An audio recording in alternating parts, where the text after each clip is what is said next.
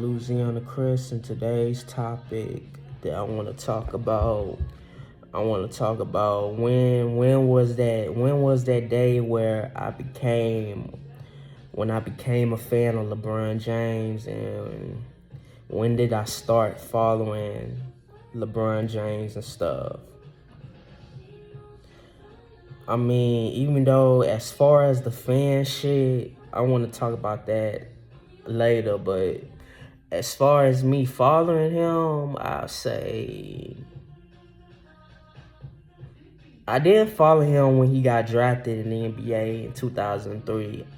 I do remember watching that 2003 NBA draft when I was 6 because I had older cousins around me at the time that was tuned in to basketball, and it was the most talked about NBA draft ever and stuff in 2003. And I was 6 years old. The only thing I remember is that's the same year that I got introduced to the game of basketball. That's when I first started watching the NBA in 2003 when I was 6 years old. And I remember when Michael Jordan played his last final game against the Philadelphia 76ers, Allen Iverson team at that time. So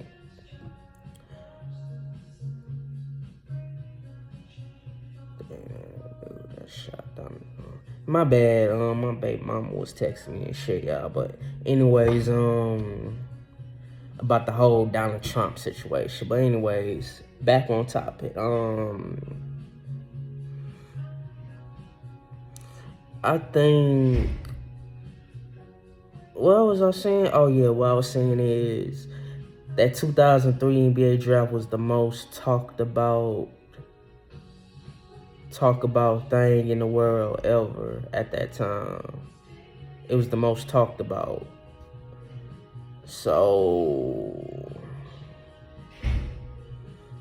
when I first followed him, it was it was around 2007, when he took that Cavs mediocre team to the finals against the Spurs and all that, and he lost and he got swept. Even though I give him a pass on that because that was his first finals. It was not meant for him to even beat the.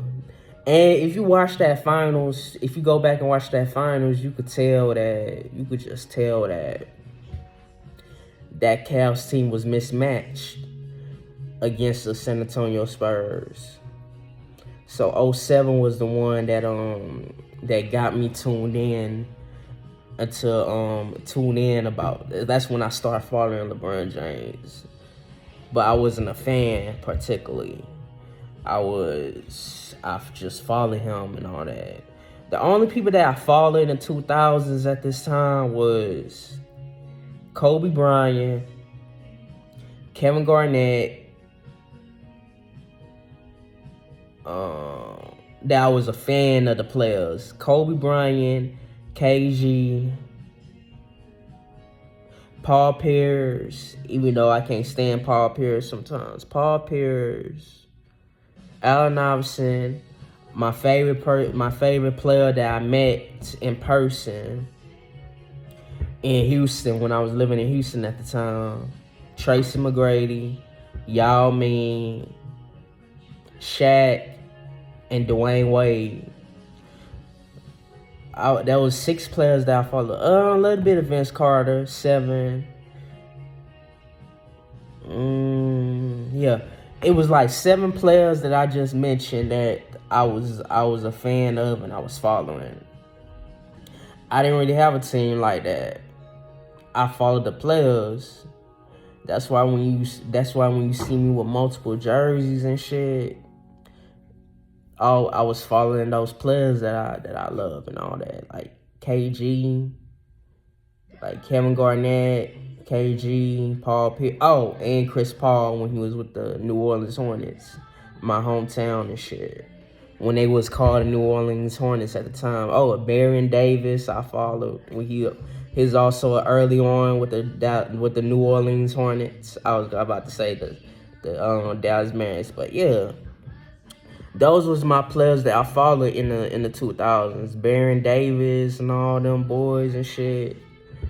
That was like that was me. That was me and all that. Allen Iverson, Kobe too, and Shaq. I did when he went to the Miami Heat. I think he was better with the Miami Heat than he was with the Lakers. He looks good. He looks more fitted with the Miami Heat jersey than he do with the Lakers. So yeah, it was the 2007 NBA Finals is when I started following LeBron James. I do remember some parts of his early career, his first game against the Sacramento Kings, his battles with Gilbert Arenas, Washington Wizards.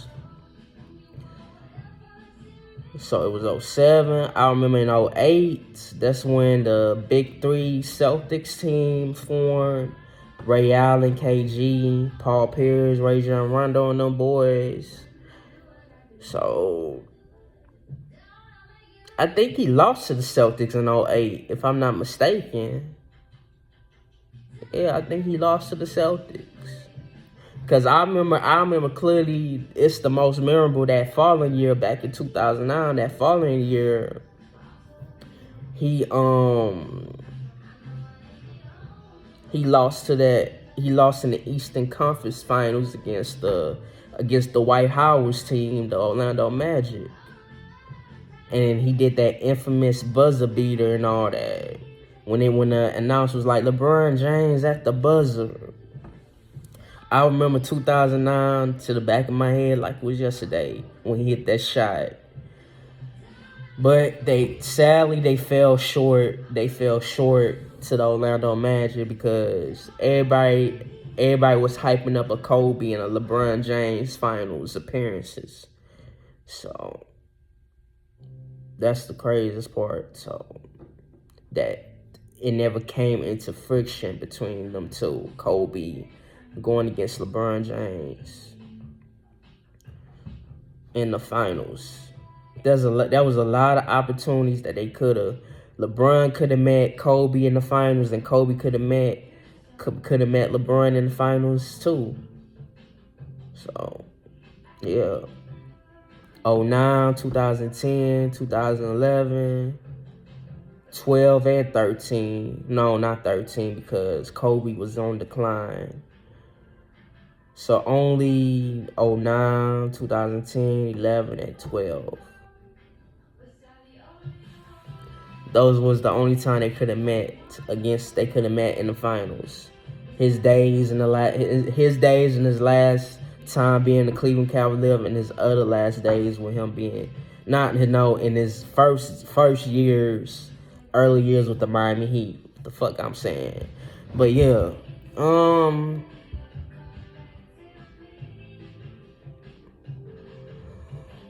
I remember, 2009 was a failure for LeBron again. Fell short to the Orlando Magic. 2010, he loses. This is when they were saying that he was being sedated and he quit on the Cleveland Cavaliers team and all that. And that was his last year being a Cleveland Cavalier. This is also the same year that he won MVP too. It was either 2009 or 2010, one of those years, but I'm pretty sure it was 2010 when LeBron James won MVP. And he lost to the Boston Celtics again. I think this was either his first time losing or his second time. But either way, he lost to the Boston Celtics in 2010. I remember that year too. Man. Can you imagine Kobe and LeBron in the same finals appearances for straight? But yeah, I believe he won MVP that year, and he just fell short. But it's all gravy because he took his talent to South Beach. Yeah, I say in my other video that it wasn't his fault. I'm not gonna put the blame on LeBron. It was fully his fault of why they lost that Dallas Mavericks team and stuff. It's just I don't even I was not. It's just, man, it was not meant for them to beat that Dallas Mavericks team, in my opinion. And looking at the roster wasn't that. I don't know. It wasn't that good to match up with. Even though Bosh LeBron and Dwayne Wade, Bron, and Bosh were more talented than that Dallas Mavericks team, but the roster itself wasn't that good. Like, Haslam lost his step. Joel Anthony was cool, but he wasn't that great of a big man. And Mike Bibby was washed up. Eddie House was washed up. Who else was on that roster? Juwan Howard was washed up a little bit, but he still was putting up a little bit numbers. Oh, and Mario Chalmers was okay, was alright. Just look at that roster. Like, that roster wasn't that. It was good, but it wasn't as solid until they started adding pieces that next year. They still had the same roster, but they wound up getting people like Shane Battier, Mike Miller, Chris Anderson, Birdman, Rashard Lewis later on. Who else was on that other roster team that later on? They didn't get Ray Allen until like until they beat OKC. That following summer, that's when they added Ray Allen to the addition, I believe. So yeah. Oh yeah. Back to when now I'm about to start when I became a fan of LeBron James. When I officially became a LeBron James fan when this nigga did the decision on ESPN or one of those sports network. I know it was all over the sports network. LeBron James, once he did a decision saying, I'm taking my time to South Beach to join the Miami Heat, that's when I became a fan of LeBron James. That was the year of the summer of 2010 when I became a LeBron James fan. Even though I followed him since 2007, I believe I was in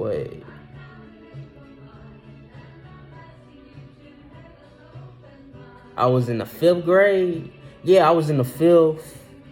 Yeah, I was in the 5th grade.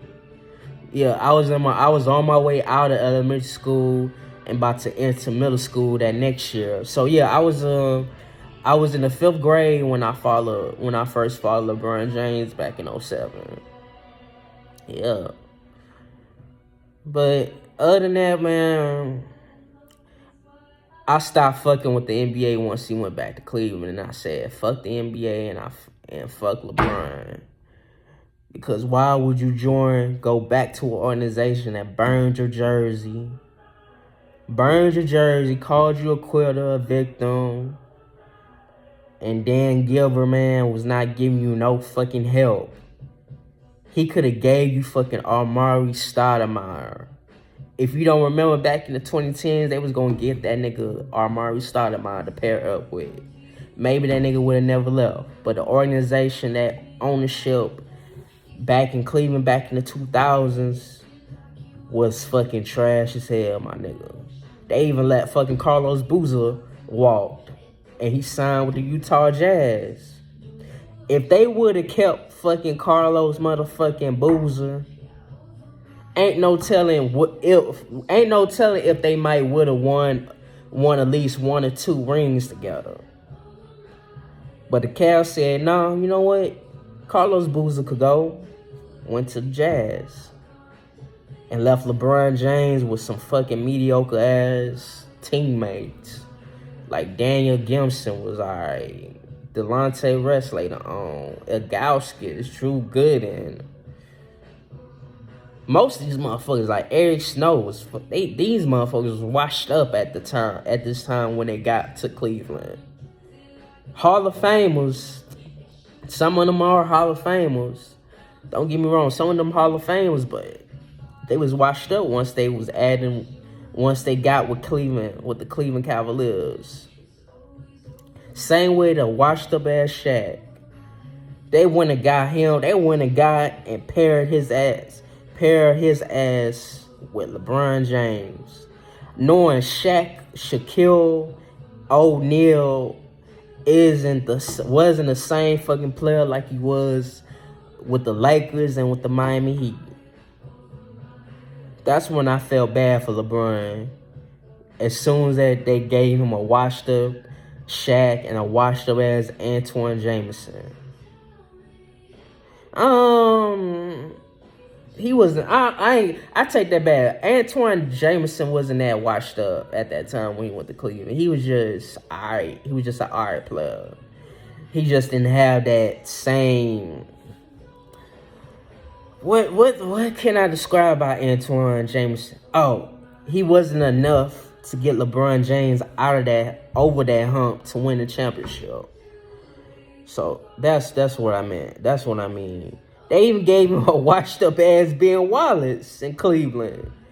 If y'all don't remember that, they also gave him a washed up ass Ben Wallace. Shame on that Cleveland ownership and that organization for giving him washed up ass players.